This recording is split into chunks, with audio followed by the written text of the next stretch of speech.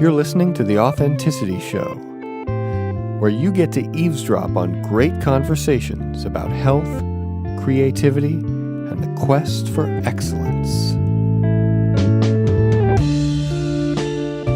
Your hosts are Carlos Casados and Satch Purcell. In this episode, Carlos and Satch discuss the idea of sacred deceptions, initiations, shamanism, ceremonial magic, and poetic lies that reveal a deeper truth.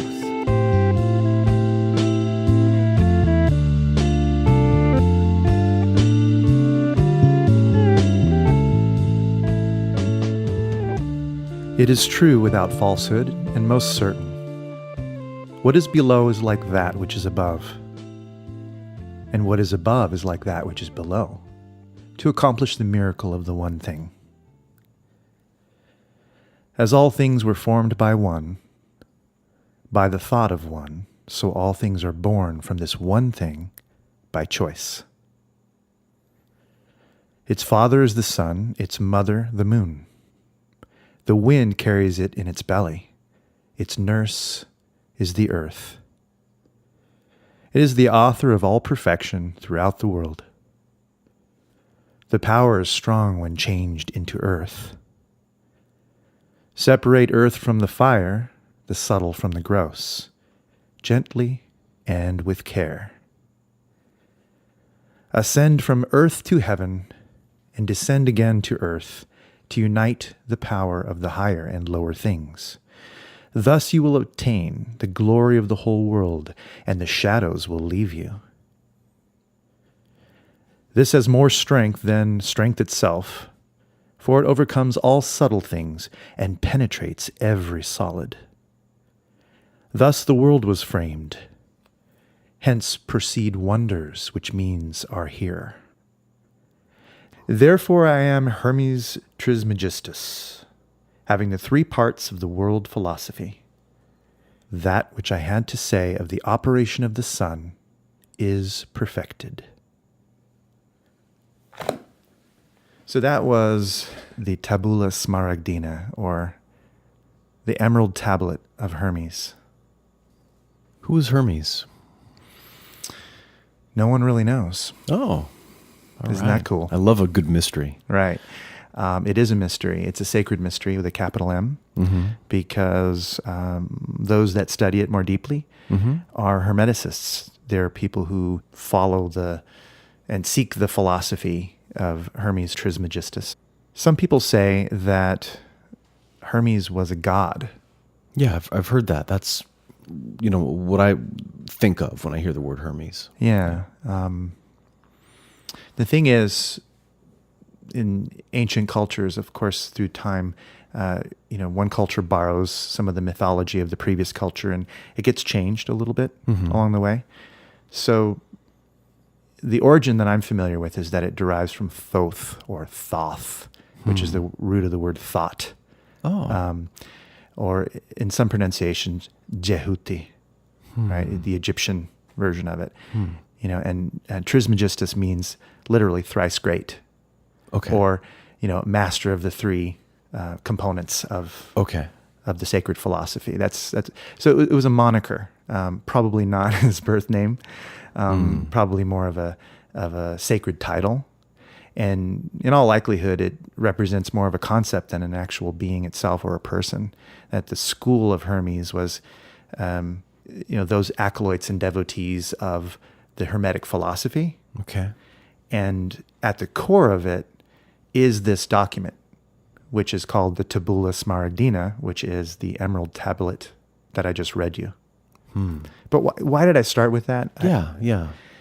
I think more importantly, because I think people listening to this might be wondering, why are we talking about this? You and I had discussed the idea of what a sacred deception is. Sure. Yeah, exactly. A sacred deception. Yeah. It's hard to imagine two more opposite things, something sacred and something deceptive. Right. It sounds like an oxymoron. It does.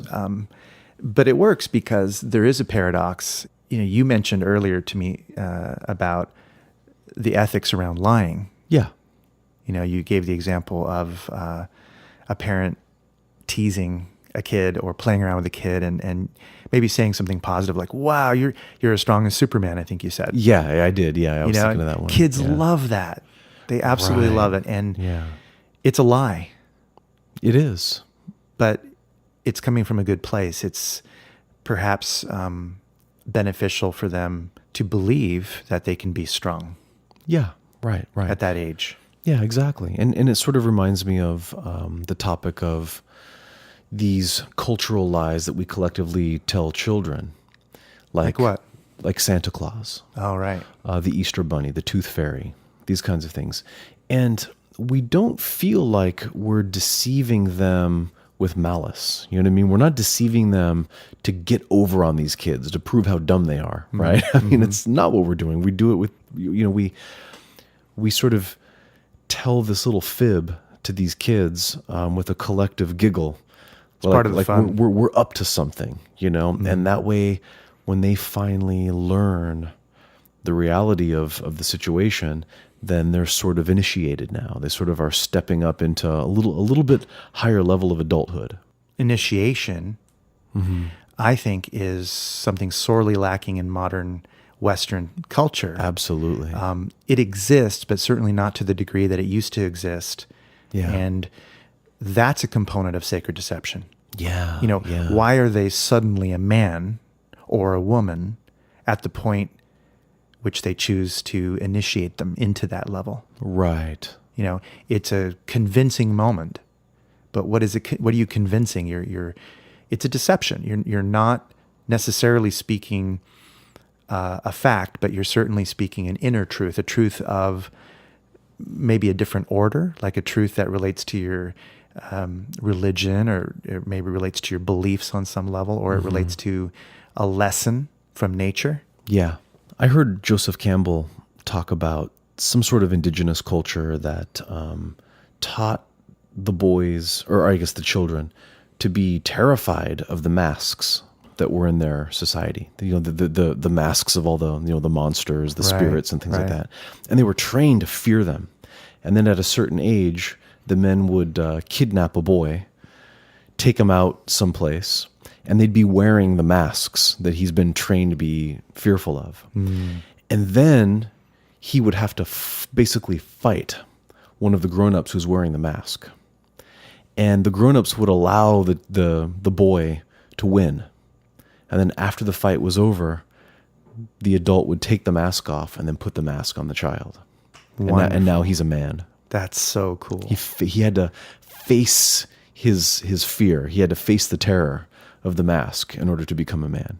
Oh, that's a great example. It's beautiful. When I was up in Mendocino, I met an older gentleman, and he told me a story about his childhood growing up in more of an Appalachian culture. Okay.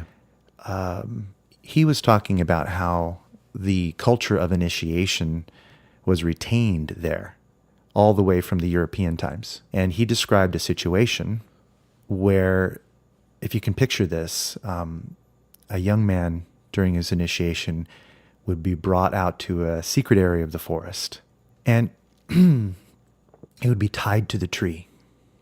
Okay. He'd have to be there all day, fasting and so forth. And after the sun set, all of a sudden, very, very far away, coming from a nondescript direction, like seemingly from all around, is this sound. A deep, whirring, vibratory sound that at first he could just faintly make out, and then suddenly it gets closer and closer, closer. And this vibration starts to get so heavy and thick around him that his mind begins to play all sorts of havoc and tricks with him. Yeah. You could feel the vibrational frequency around getting thicker, stronger, and more resonant. And what it was the sound of a bull roarer, but not one. Many, many bull roarers being swung by all the adults, all the initiates. And as they got closer and closer, they were also in masks.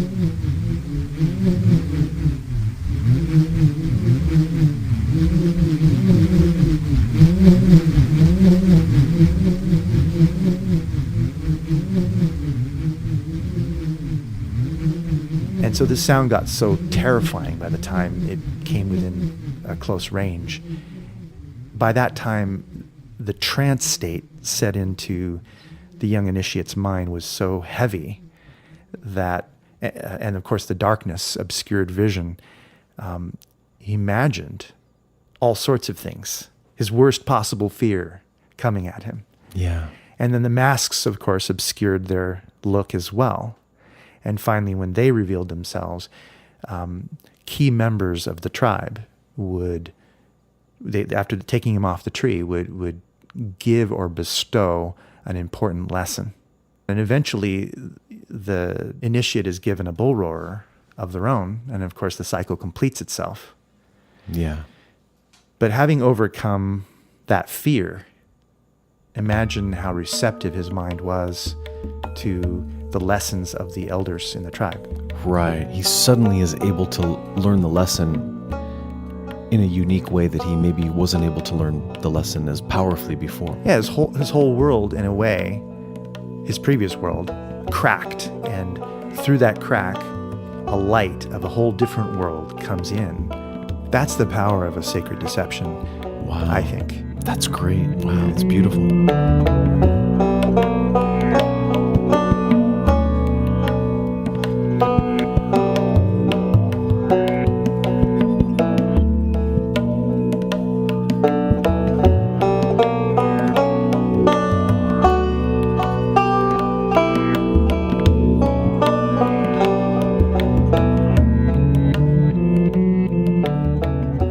I love the depth of a sacred deception like that.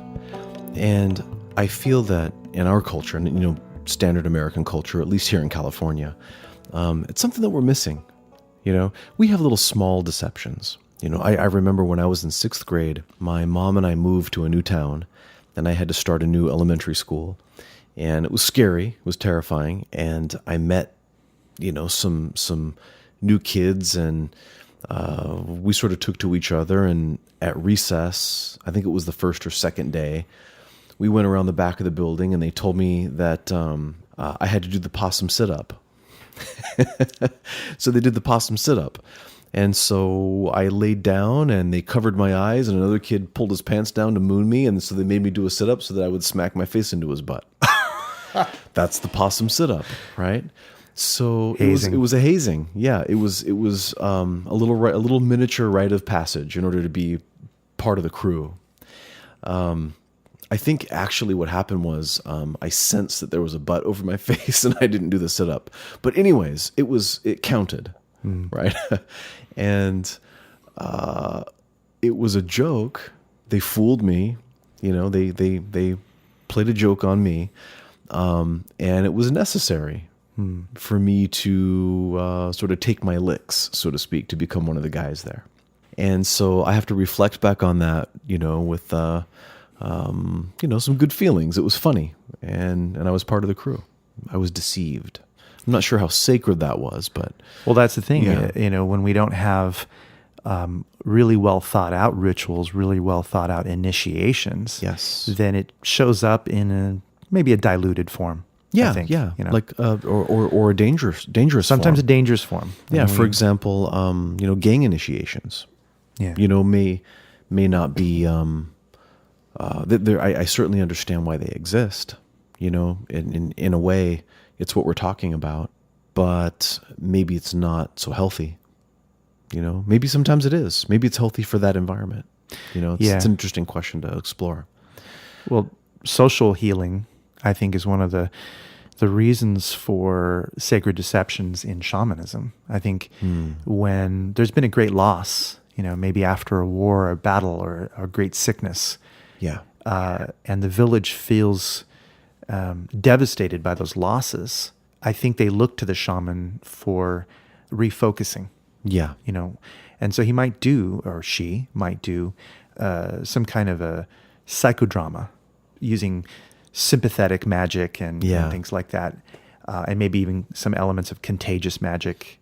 Sympathetic being, you're using, in a sense, a metaphor for the thing that you're representing. Sure. It's representational magic. Yeah. And contagious magic is the idea that you can catch the magic, sort of. like a voodoo doll. Sure, a voodoo doll, or like the old day, you get a piece of their hair, and then you can affect them from a distance, or something like that. Sympathetic magic, right? Yeah. Right.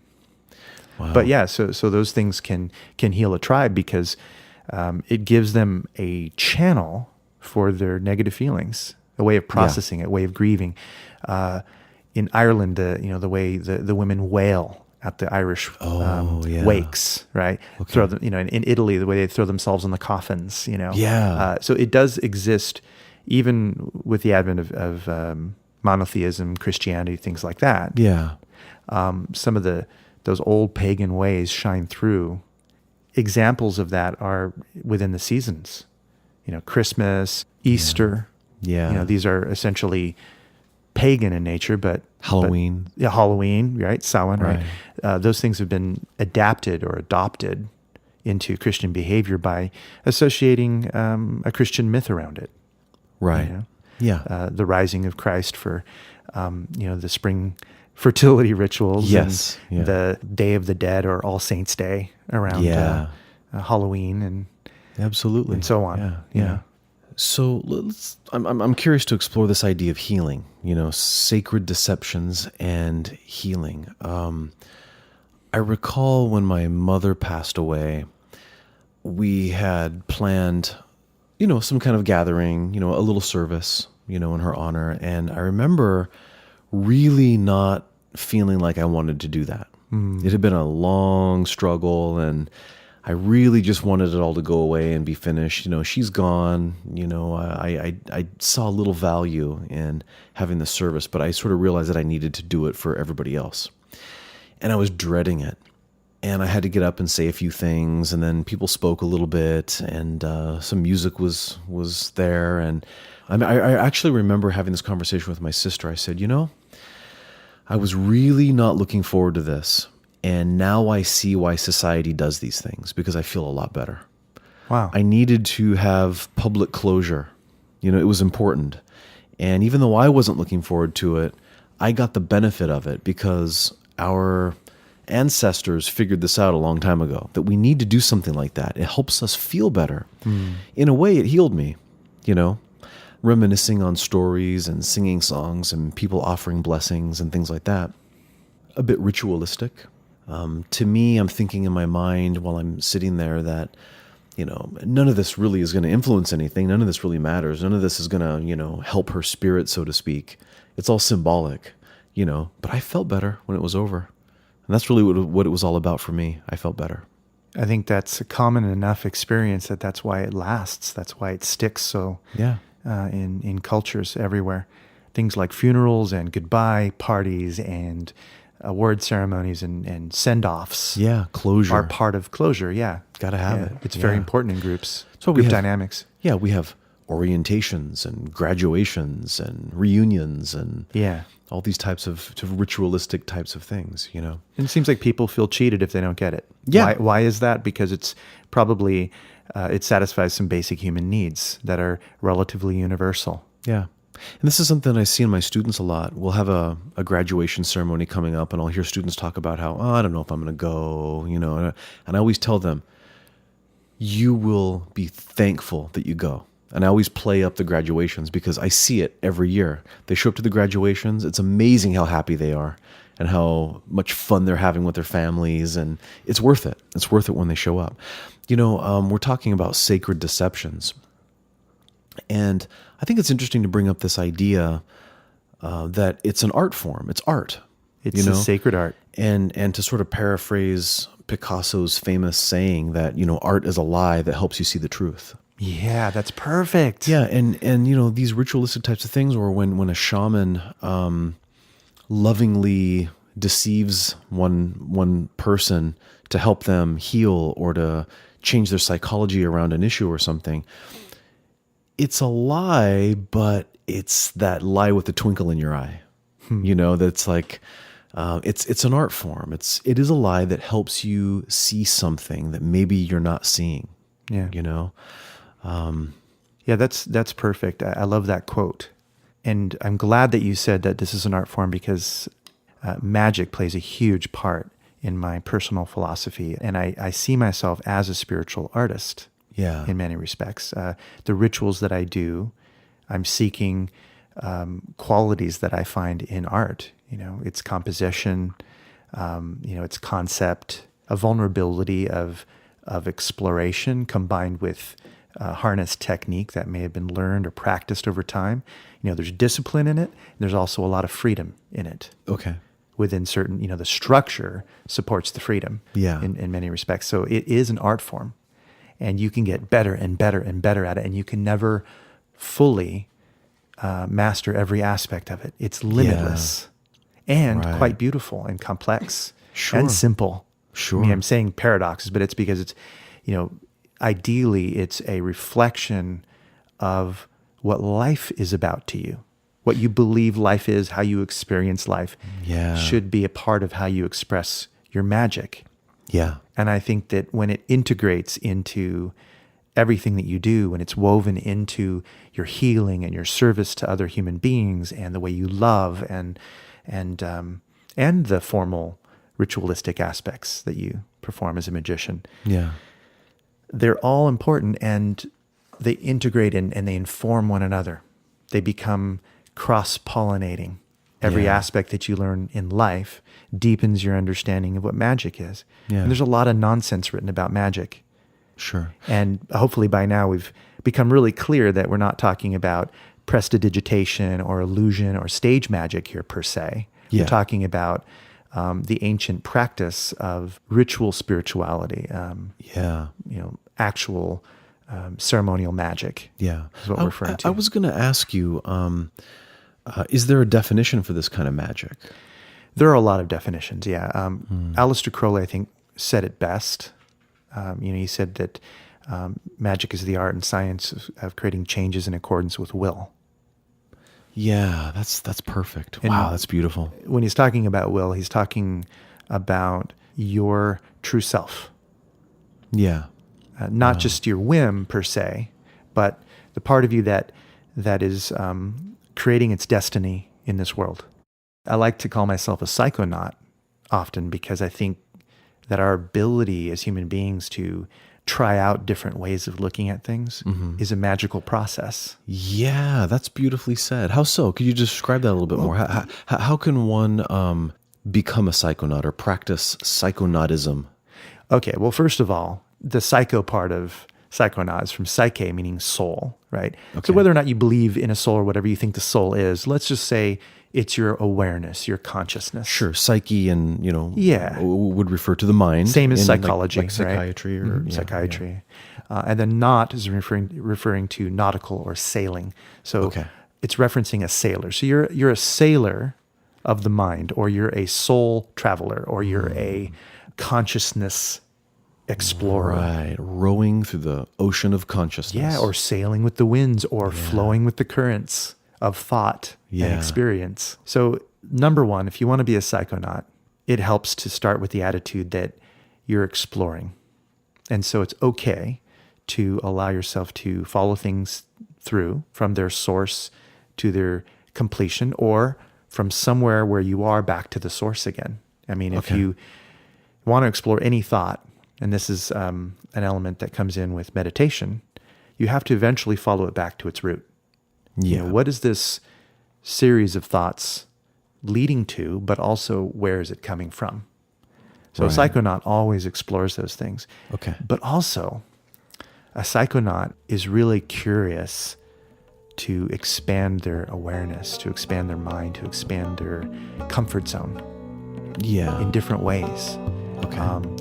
There are cultures that do this in a ritual form, and some of them involve shamanic inebriants or potions or what we call entheogens. Yeah. Substances that produce psychoactive changes that tend to remind the person that they're connected to everything else. Indian peyote ceremonies. Ayahuasca.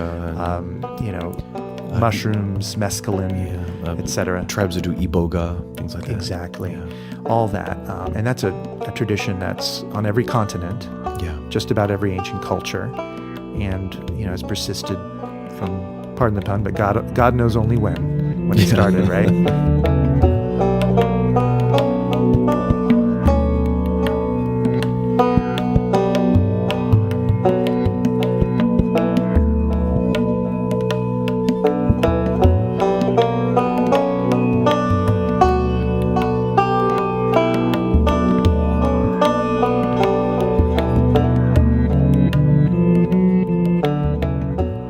What's the difference between a sacred deception and a lie? Is there a difference, do you think?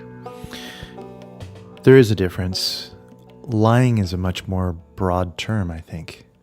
I think a sacred deception is limiting the idea of lie to things that are healing on a social level, personal level, or transformative in a positive way. When people tell white lies to spare someone's feelings. Sure. Some people might consider that a sacred deception, although I don't. Okay. I see it as kind, but I don't necessarily include it in the idea of a sacred deception, because to me, a sacred deception is a highly intentional act that has much farther reaching implications and repercussions. Yeah. Positive repercussions. If you were a stage magician and you had developed the skill and the craft to do card tricks and to make things disappear and make fire come out of the air, seemingly, those techniques could adapt themselves very well to a shamanistic ritual. But the stage magician isn't necessarily doing a sacred deception. Right. That's maybe more of a entertaining deception, or, Yeah. There are, just to say this, that there are a few magicians that I've noticed who are performance magicians who are doing sacred deceptions. I think if you YouTubed a man by the name of Eugene Berger, that's Berger. Okay. Because he teaches that magic can be a healing quality, that it can have sacred components to it, even incorporating ideas of philosophy and paganism, into the presentation, and it can be a very powerful combination. I mean, let's think about it in reverse. The revivalist, fundamentalist Christian movements, the Pentecostals, and they're doing all sorts of speaking in tongues, and maybe in the evangelical movement, there's preachers that are doing laying on of hands, and you are healed, and people falling back the moment they're touched. And, you can see Darren Brown, the UK mentalist, performing these things on stage, basically demonstrating that a lot of it is suggestion and hypnosis and things like that. But the ones that are performing those acts, I think their intention is to portray the idea of a power that's moving through them. And the net effect is that people pass out. They feel subjectively like they're being overwhelmed with the power of spirit, and so on. So yeah, there are lots of examples you can see. Yeah. I don't necessarily believe that all the evangelical examples are good examples. I think in many cases it's designed to fleece people's pockets, so to speak. Yeah. How about some of the Catholic traditions? Are there some sacred deceptions in that? I think that a lot of the lives of the saints are potentially examples of sacred deceptions. I don't know because I wasn't there, but it's plausible at least that some of the saints were just wonderful human beings, and the stories and legends that grew up around them helped to stoke more belief, deeper faith in people, because they told of supernatural powers and supernatural happenings, phenomena, right? Manifesting, levitations and all sorts of things. And so I think that's an example. Or if you go back to the biblical idea of Christ turning water into wine and multiplying the fish and bread, or whatever, those are examples of magical events, miracles, that are supposed to inspire people to believe more deeply. And what's the intention behind the belief? It's pretty clear that the intention is to invoke better feelings, better behaviors in people, to get them to quote unquote be better human beings. Right. From their point of view, they have a philosophy about what a better human being would look like and behave like. So they tell their stories in such a way to encourage that. And if it involves some magical sacred deceptions in the form of parables and stories of miracles and defying scientific truths that we found, that's a component of, I think, the religious experience to many people. Have you heard of the cargo cults in the islands of like Vanuatu and Tanna? Yes, but you'll have to remind me the details of that. I just pulled it up to remind myself. In Vanuatu and Tanna, apparently there was some World War II, soldier of some sort of serviceman by the name of John Frum. And somehow the indigenous people of these islands created an entire religious cult surrounding this man, John Frum. And apparently this individual really existed. He was just a serviceman of some sort in the military. Yeah. But they created these elaborate religions all surrounding John Frum as the Messiah. And they would even clear out the forest to make runways so that when John Frum returns someday, that he'll have a place to land his plane, and they would build like a little tower, and they'd even like make like a straw dummy, and they would the image of a human to draw John Frum from the heavens down to land his plane. Oh yes. And then sympathetic magic. Yeah. And then as they were investigating these cargo cults, they found out that they speak to John Frum. They said, well, how do you speak to John Frum? It turned out that they had a radio.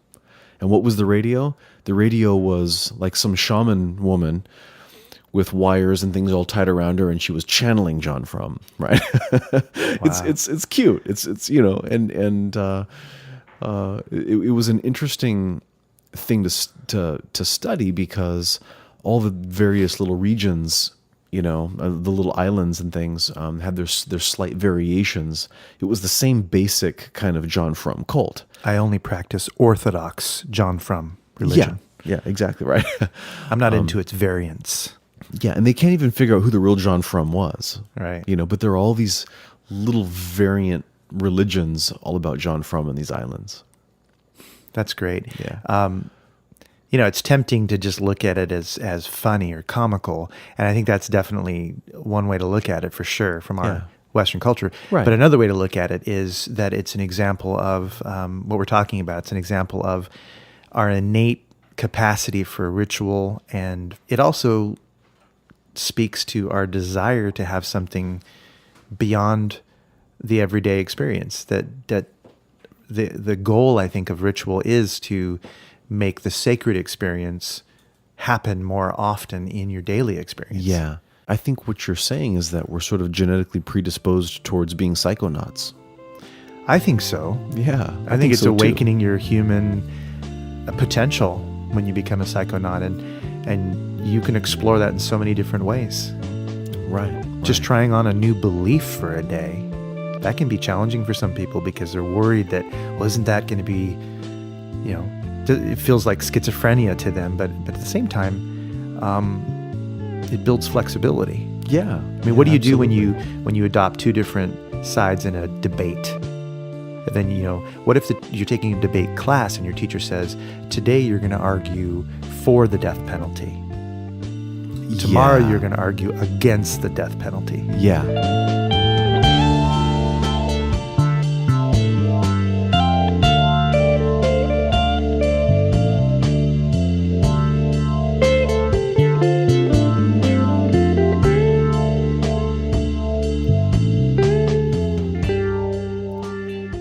You're listening to The Authenticity Show, where you get to eavesdrop on great conversations about health, creativity, and the quest for excellence. Your hosts are Carlos Casados and Satch Purcell. Next up, Carlos and Satch continue their conversation about sacred deceptions, magic, and unexplained phenomena.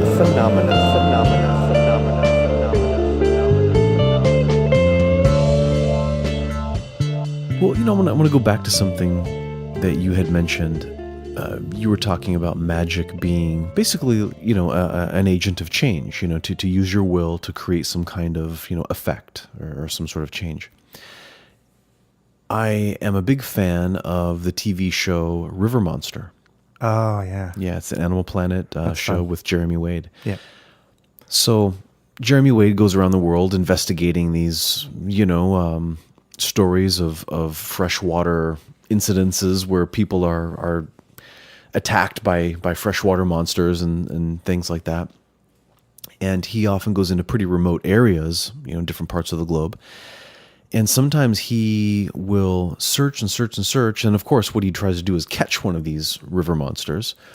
And I've noticed there's been many episodes where he's struggled. He cannot catch the thing he's going after. He's trying. He's got his fishing poles in the water. He's trying. He can't catch one. Everything goes wrong. And quite often, he will go to the local shaman in the village. And he always does a great job of really making an effort to honor the culture of the local people.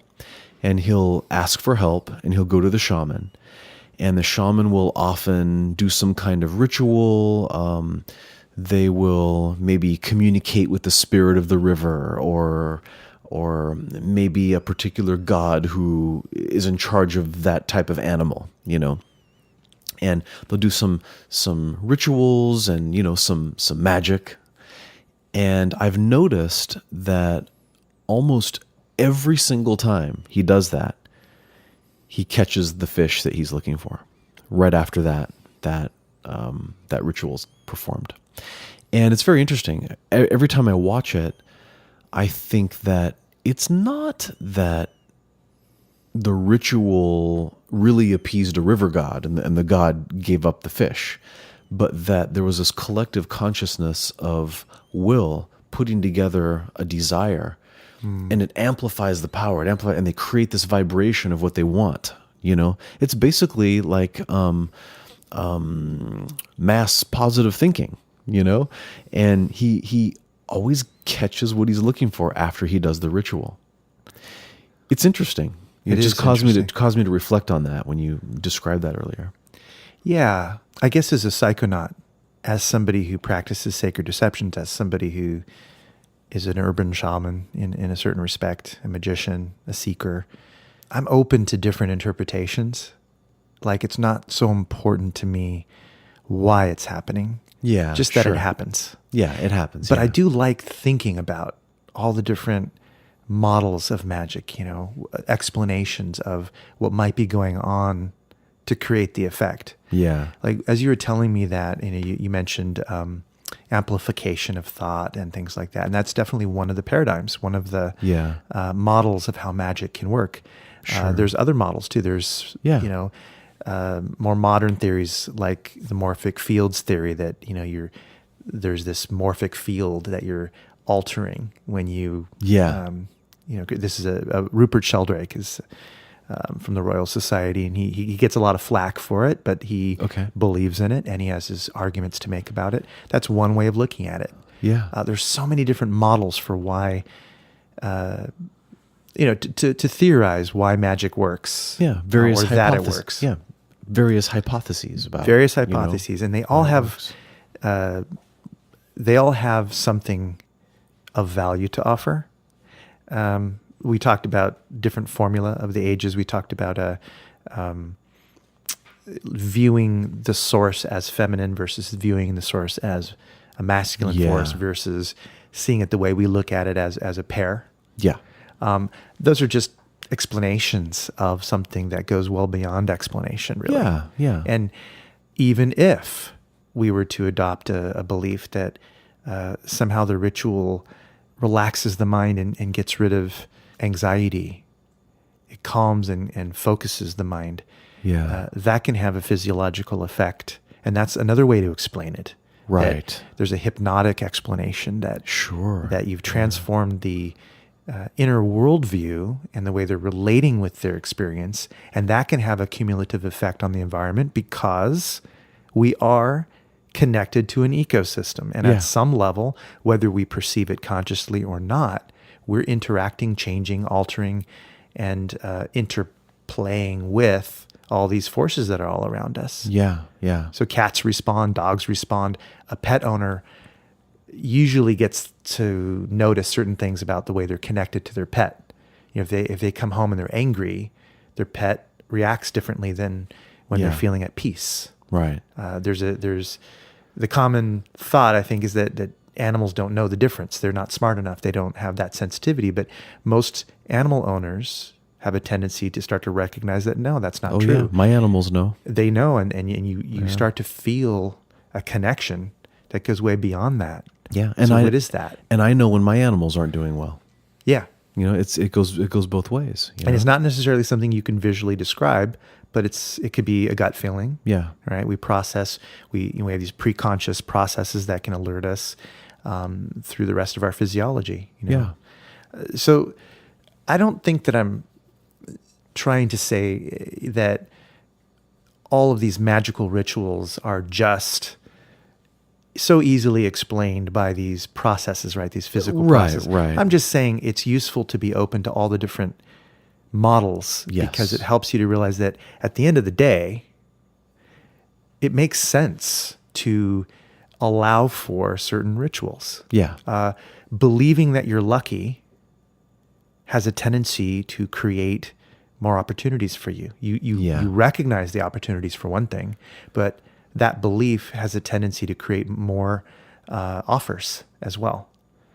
Now, this isn't by any means proof, but I'd like to point out that Darren Brown has a wonderful show called The Secret of Luck. You can watch it on YouTube, and it's just another example of how, he does an experiment on a whole town, and by the end of it, you recognize that the people who believed that they were getting luck by touching this clay or stone effigy of a dog in the park, that it was giving them some kind of benefit, right?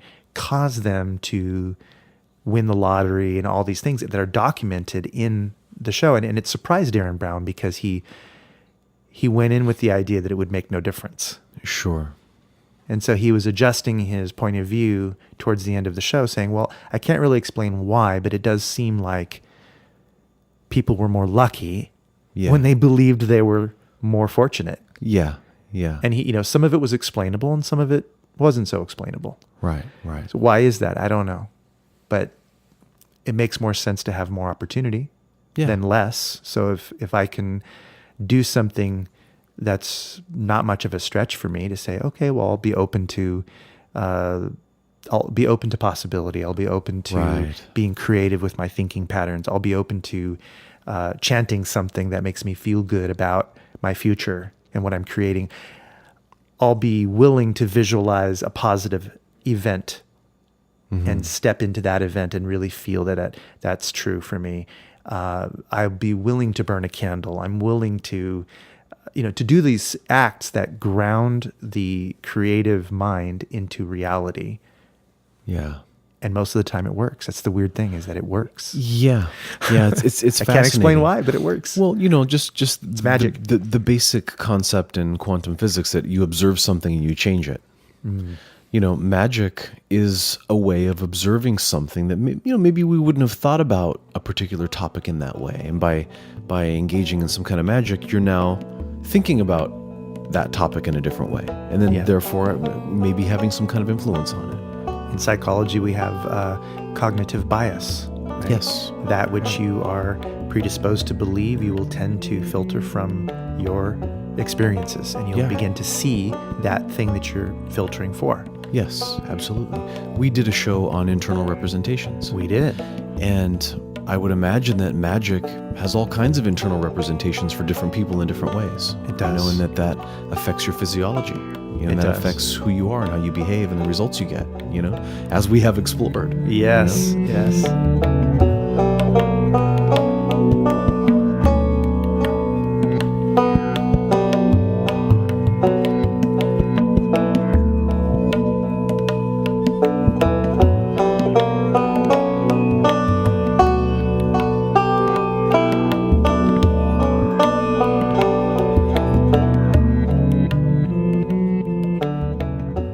Bards traveled throughout Europe, sharing wisdom, druidic wisdom, and singing songs and giving poetry. And it was thought of as more than just poetry. They weren't just, ancient Goths that were trying to be taken seriously. To become a bard took many, many years of devotion and learning. And when they went around from town to town, they were respected. And they shared their art, and they thought of what they were doing as magic. They didn't think of it as just music or just poetry. Yeah. They felt that they were weaving spells. Okay. According to history and traditions. They were effecting a sacred magic throughout the land in poetic form. And I think anyone who's ever spent time reading a good story starts to understand the power and transformation of a good story. Yeah. Well, a story, fictional stories are not real. But boy, they sure can teach you lessons. They sure can change how you feel about things. They sure can give you a new perspective on your life. Yeah. Just like movies can, or a song can, they can create real change. They can. Sometimes I'll do acupuncture on people and they'll get an amazing result.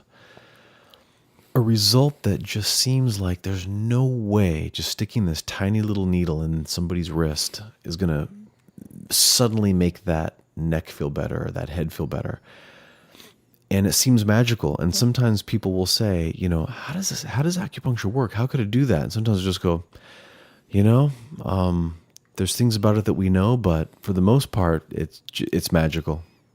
That's great. I'll just say that because that's like basically admitting that we don't know. We know some things that are happening, but what we know about it just can't explain how well it works at times, and magic, I don't know.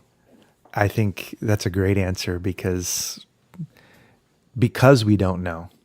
Yeah, right. Imagine if we were to go back, into, let's say, the 17th century even. Oh, yeah. Right? You and I get burned at the stake. Oh, yeah. Depending on where we live, that's undoubtedly true. Yeah.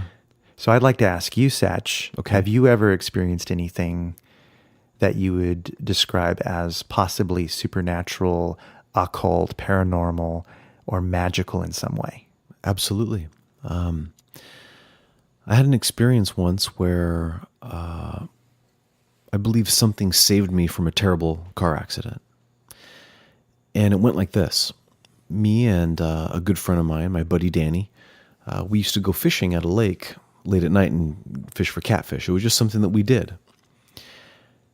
And this lake was across the street from a movie theater. We decided we would go see a movie. And then after the movie, we would just drive across the street to the lake and, fish for a few hours and then go home late.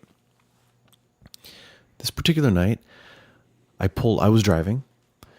I pulled out of the parking lot to drive towards the lake. I made a right turn onto the street, and suddenly I couldn't figure out where I was. Now, I had been in this place many times. I knew exactly where I was. It was just literally across the street. I make a right turn, go through a traffic light, make another right turn into the parking lot, and we're there. It's that easy. We get out onto the street, and as I'm approaching the traffic light, I said to my friend Danny, I said, wait a minute, where's the lake? He looked at me with a puzzled, look on his face like, you crazy? It's just straight ahead. Just go straight.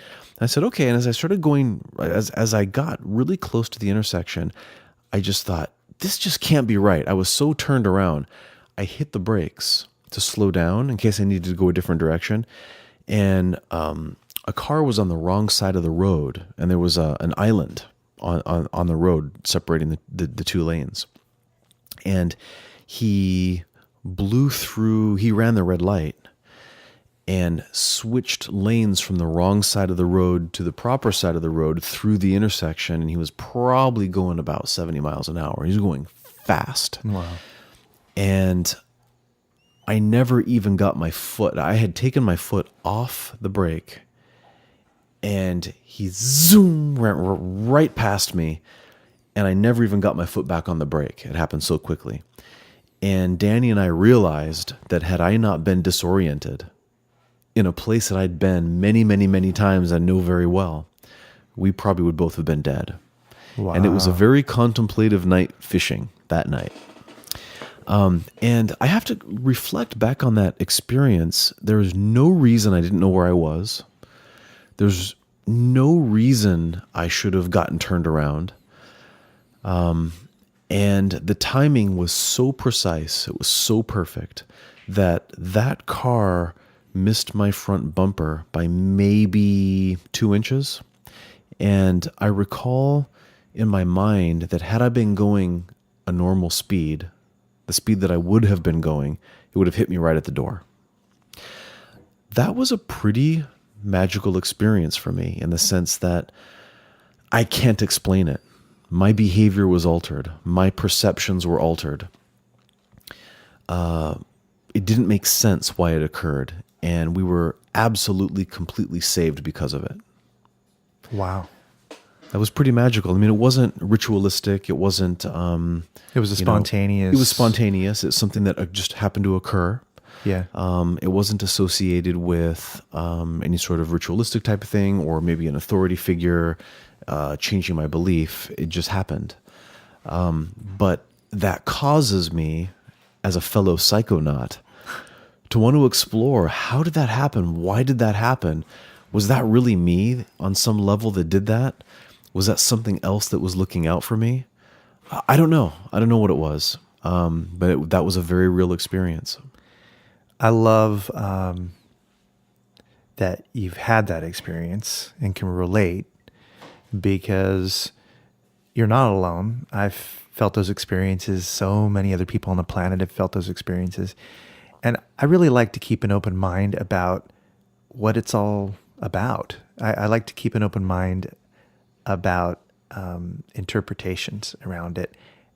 I love the idea that it could very well have been an ancestor protecting you. Yeah. I love the idea that that your higher consciousness may have stepped in, the holy guardian angel, that higher part of you, the genius part of you may have stepped in and altered things. Right. I love the idea that there is a coordination of the two, that maybe another being stimulated that part of you. Yes. And created that feeling. I love the idea that you may have had a subconscious premonition. Yeah. A precognitive awareness of some kind, right? Stepping in and then seizing control of your nervous system for a moment. Maybe the higher self of the idiot driving the car, right, saved me and therefore saved him. Because we all three probably would have died. Absolutely. Or 4 or 5, however many people were in that car. I love the idea that a blessing you received from someone else, or a prayer from someone else close to you, caused a change to occur in accordance with their will, which altered the events at just that moment, so that the timing of their driving and the timing of you being confused coordinated in such a way as to avoid disaster. Right. Or maybe the possibility that my little black box of luck was full that day. Or who knows? Exactly. Or the idea that the mantra that you used to chant. Yeah, that's right. Burned through some negative karma, allowing you to slip by. Right. See, there's so many different ways to take it. It's love it. fun. It's interesting. Yeah. I think it tickles me that there are so many different, equally plausible supernatural explanations, as well as plausible explanations that could be considered more rational, scientific, explanations. And it's all wonderful. Ultimately, it doesn't matter because I'm alive. Yeah, and you can appreciate it, which just says something about you, that you appreciate the gift of that moment. That's magical.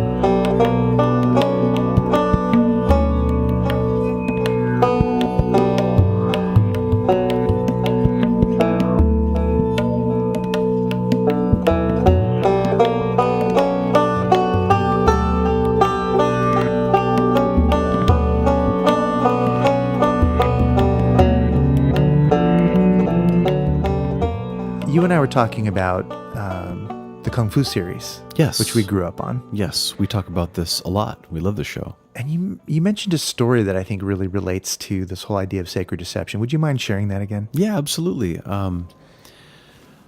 There was an episode where young Cain was reflecting back on his time at the monastery, the Shaolin monastery. And in this episode, there was an old doctor, an old monk doctor. and a man was brought to him who had somehow, mutilated his hand. I think he had cut his finger off. This old doctor was realizing that this man was getting sick, that there was infection, and that his arm needed to be amputated. But the patient was very resistant to doing this. He would not let the doctor cut his arm off. So what the doctor did was he put some rice up on the window ledge to attract a crow that I guess lived in the area. And so the crow landed on the window ledge, and the doctor convinced the patient that this crow was the spirit of his finger, and it needed to be appeased, and there was something that it wanted. And basically what he got the man to believe is that what the spirit wanted was the treatment that the doctor had to give, which was to cut off the arm. And so the man was screaming and crying, "Please, doctor, make the spirit go away. Make the spirit go away," because the spirit wanted to take his life. But you could appease the spirit by just giving him your arm. And he deceived his patient into accepting the treatment that he needed to save his life. Wow. And that just seems like a pretty sacred deception. Wow. Beautiful story. It is. It reminds me of, do you remember when we did Vipassana? Some of the Dharma stories, the Dharma talks that were at the end of the night after meditating for 10 or 11 hours. Loved those. You remember the one about the woman who refused to release her dead baby? Yes, I love that story. It sounds so morbid and grotesque, but yeah, do tell it. Okay, well, I just think it was amazing. I actually wept when I heard it because I just recognized the therapeutic value in letting go. And I think that was the core of the story. But apparently there was someone who came to the Buddha asking for assistance because this one woman whose child had died just wasn't letting go of the idea that her baby would wake up one day. She had this delusion that she was suffering, and it was causing suffering, not just for her, but for those around her.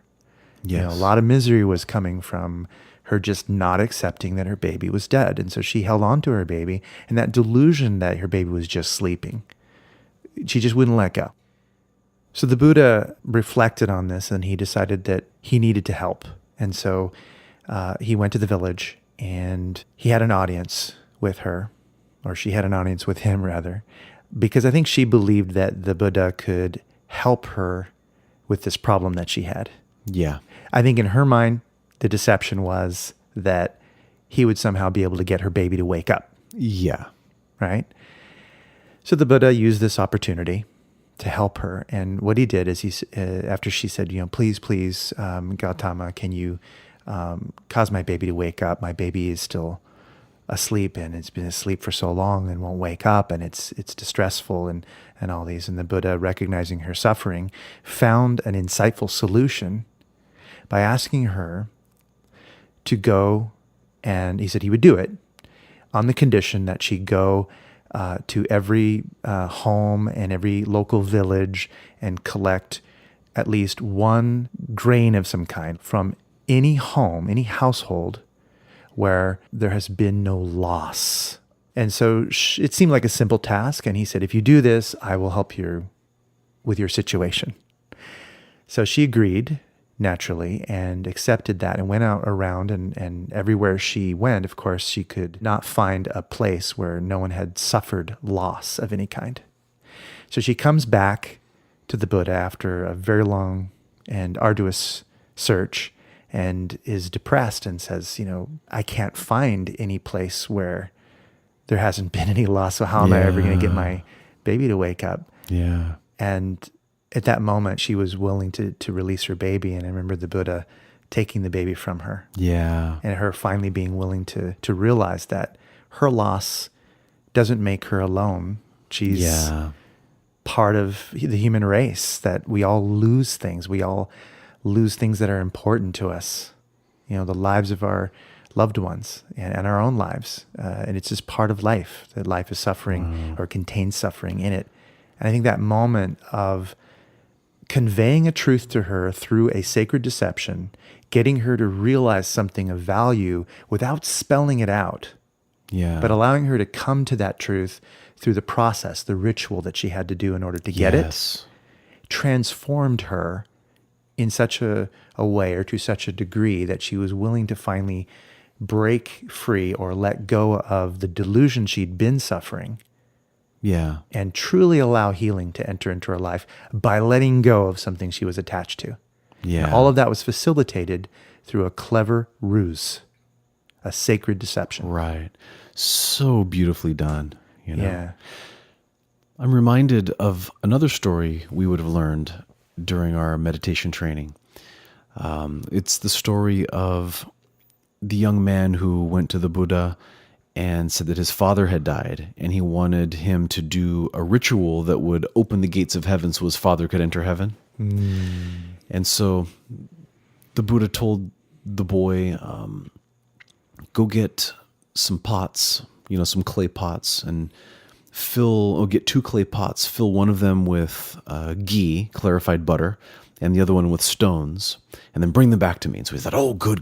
He's going to do this ritual, and it's going to help my father. And so he goes and he gets the pots, and he fills one with ghee, and he fills one with stones. And then he says, okay, sir, I've done what you've asked. I have the 2 pots. And he says, okay, now take them to a pond or a lake or something. He said, and put the pots in the water so that they sink down underneath. He says, okay, very good. And he said, get some monks to come and be prepared to chant, and take a stick and then put the stick under the water and break open the pot of ghee, and then also break open the pot that holds the rocks, and then have the priests chant, rocks, please float to the top, and butter, please sink down to the bottom. And as he was telling this kid the story, the kid started to smile and realize that he was being teased by the Buddha. And he said, sir, you're teasing me. The rocks can't float and the butter's not going to sink. He said, yes, and now you understand that the deeds of your father are what will cause him to go where he goes after he dies. If his deeds were good and light like butter, he floats up to heaven. If they were bad, then he sinks down to hell. And it's just the natural way. And the kid learned the lesson that, okay, I see. There's no ritual that I can do to cause my father to go into heaven. He's going to enter based upon his own merits. That's so great. Just the whole idea that these metaphors can convey an idea and a feeling and a whole experience. Once that experience is conveyed, they have that experience. They own it. It's not just something that was told to them, because what happened is they actually participated as active listeners to that sacred deception, that story. They took it on, and that change happened in a very tangible way for that person. So I just love that. That is also magic. It's causing change to happen in accordance with will, right? Yes. And imagine the results. Imagine the differences between having made a realization like that, a powerful, profound realization, versus not having made a realization and being stuck where you were. Right. There's such contrast between those two things, and the one thing that caused it, the one thing that stimulated it, was a sacred deception. Yes, I love it.